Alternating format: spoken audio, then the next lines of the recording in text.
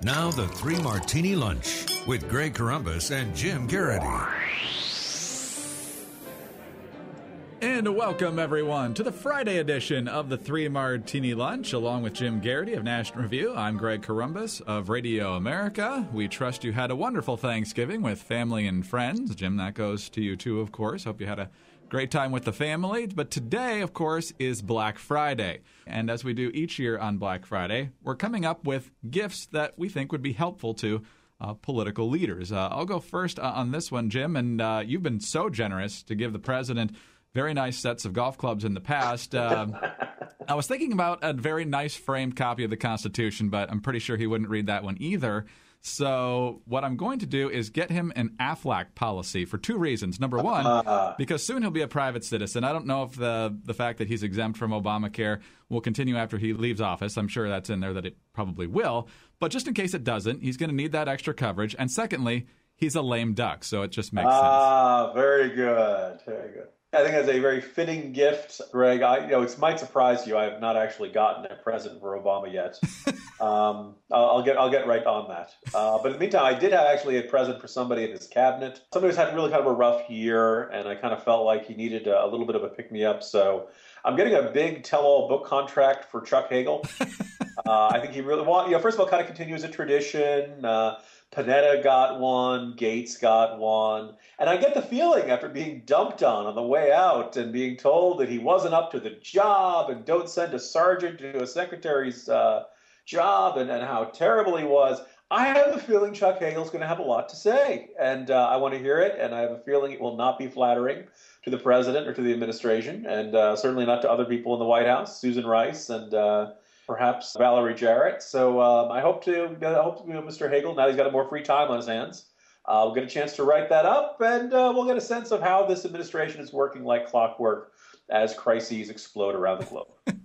Well, two of the things that were definitely associated with the final months of the Chuck Hagel era were the administration's handling of the Ebola crisis and the ISIS crisis. What are they doing about Ebola? What are they doing about ISIS? You never saw them intertwined. And I like to give gifts that are practical and accomplish things, not just things that are nice, particularly when it comes to people who aren't nice and we want to eradicate. So there was that story about vials of Ebola-tainted blood stolen from Guinea. I'm hoping we can commandeer that and get it over to the folks at ISIS and let biology do its course.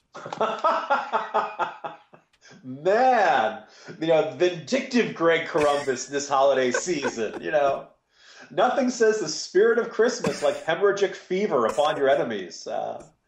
Well done, Greg. It's really going to make mine seem mild and easygoing in comparison.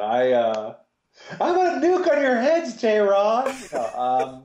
No, actually, okay, so I was thinking about Mitch McConnell, had a very good year, got a very big year ahead of him. And so here's the thing. Obviously, we're hoping for great things to come out of the Senate, new Republican-held Senate, where those great things will promptly get vetoed by President Obama, but nonetheless, hoping for them to have a good year.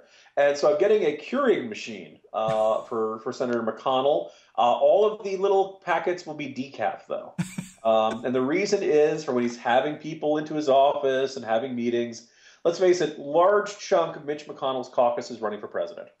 At the very least, Rubio, Cruz, Rand Paul, and occasionally you hear names like Rob Portman or Lindsey Graham tossed around. And undoubtedly, leading the Senate is like herding cats to begin with. I imagine when everybody's kind of elbowing each other to be the Republican presidential frontrunner, it's only going to be tougher. Leading Republicans on Capitol Hill is never an easy job to do. So I'm hoping there's a lot of decaf served in Mitch McConnell's office, and everybody's feeling laid back and relaxed and singing Kumbaya and feeling good about that. And, probably there's other substances now legal in Washington, D.C. that I could have gotten him to make everyone even more relaxed in his office. Actually, Rand Paul will probably bring that anyway.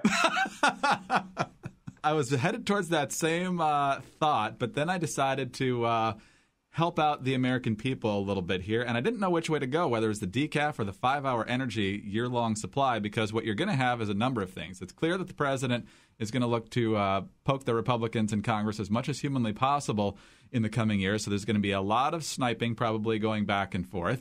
And at the same time, as we already saw with Jim Webb, the presidential race is going to be starting way too soon as usual, and if people were tired of the midterm elections, just get ready for the actual start, or at least the unofficial start of the presidential campaign season.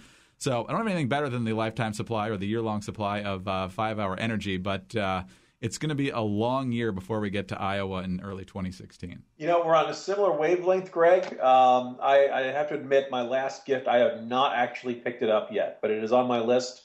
I've gotten it for you, Greg, and I wanted to get you a debate moderating gig sometimes towards the end of the year, because I think you could do, in addition to doing a fantastic job, you could do a better job than, say, George Stephanopoulos, and not actually asking about, so, when are you going to ban birth control? And questions like that, setting up democratic narratives and stuff like that. This was actually a big topic on the National Review cruise a few weeks ago, and it seems very strange to have debates covered by MSNBC and moderated by the likes of Chris Matthews and folks like that. It just, we know, look, there's a good reason for the Republicans to not trust it. Doesn't mean everything's always got to be on Fox News, but I think it's perfectly reasonable for Republicans to want conservative media to ask tough but fair questions of the debate of the presidential contenders. So I'm hoping some gig in that vein comes your way, perhaps my way, or other good, wise, conservative, fair-minded conservative journalists. And hopefully this doesn't start too soon. It'll be towards the latter half of 2015 and the year to come. Dear Chairman Priebus, I know there are a limited number of debates in the coming cycle as a result of way too many the last time. We would appreciate a 3 Martini lunch sponsored debate. Well, there you go. At every round, you take a drink, and the answers get more honest as it goes. Well, twice as revealing as any other hand show kind of debates. As Fred Thompson said, no hand shows. That's what we do it. So. That's right. Oh, well, thank you for that. I would look forward to that, and I would certainly make you my first questioner alongside me on the panel. So that could be a great deal of fun. Say, Greg, is there anything else you think people should shop for on Black Friday? Anything maybe available at Amazon.com and fine bookstores anywhere? Yes. There was an excellent book that I read earlier this year. It's called The Weed Agency, written by the author of The Campaign Spot on National Review Online. Fabulous guy. I've known him for years. Terrific author. He's funny. He's insightful. And it's a great look into how waste gets going in Washington and how it only grows over time. So it's called The Weed Agency. It's written by a guy named Jim Geraghty. Fantastic read. I highly recommend it. And get it at Amazon or else wherever else you buy your books. Greg, it's really kind of you. I was going to bring it up myself.